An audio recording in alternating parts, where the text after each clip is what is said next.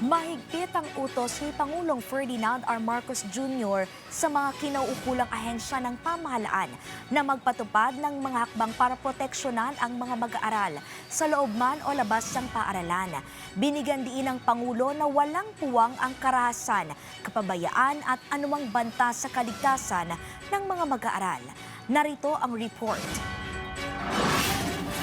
Mas pinaigting na pagprotekta sa kapakanan at kaligtasan ng mga kabataan. Yan ang tiniyak ni Pangulong Ferdinand R. Marcos Jr. kasunod ng mga trahedyang kinasangkutan ng mga mag-aaral sa iba't ibang panig ng bansa.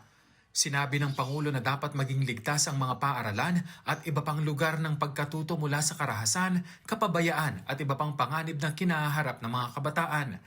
Binanggit niya ang mga naganap na insidente sa Tacloban at Cavite, kabilang ang mga kaso ng karahasan sa loob ng paaralan na iniimbestigahang posibleng may kaugnayan sa bullying, gayon din ang pagkasawi ng 2 student athletes sa isang team building activity at inilarawan niya ito na lubhang nakakalungkot at nakakapangilabot.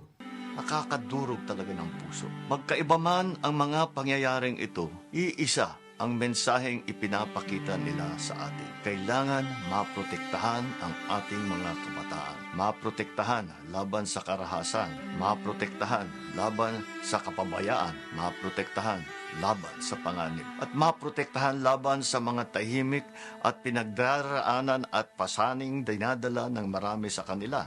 Paaralan ay dapat maging lugar ng pagkatuto, pangarap at pag-unlad. Hindi lugar kung saan nangangamba ang mga magulang para sa kaligtasan ng kanilang mga anak. Dahil dito, inatasan ni Pangulong Marcos Jr. ang DepEd, PNP at mga lokal na pamahalaan na higit pang paigtingin ang mga hakbang para matiyak ang kaligtasan ng mga mag-aaral. Gayunman, binigyang diin niya na hindi lamang pamahalaan ang may pananagutan sa pagprotekta sa mga kabataan, kaya hinimok niya ang mga magulang na gawin ang kanilang papel sa buhay ng kanilang mga anak. Dapat manatiling aktibong bahagi ng buhay ng kanilang mga anak ang mga magulang. Dapat ipagpatuloy ng mga guro ang kanilang tungkulin, hindi lamang bilang tagapagturo, kundi bilang mga gabay at tagapayo. Dapat ring tiyakin ng mga paaralan na mahigpit na nasusunod ang mga panuntunan sa kaligtasan. Sa loob man ng silid-aralan, sa mga field trip, training camp, o iba pang mga gawain pang-eskwela. At bilang isang lipunan, kailangan maibalik ang pagpapahalaga sa buhay ng tao, pagtuturo ng tamang asal, pag-uugali at pag-iisip, higit pa sa anumang leksyon sa silid-aralan. Mensahe naman ng Pangulo sa mga kabataan, hindi tanda ng kahinaan ang paghingi ng tulong.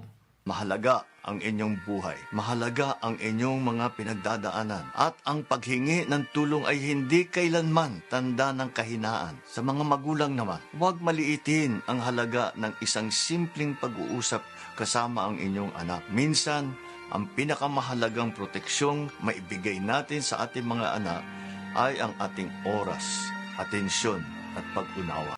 Kenneth, pasyente para sa bayan.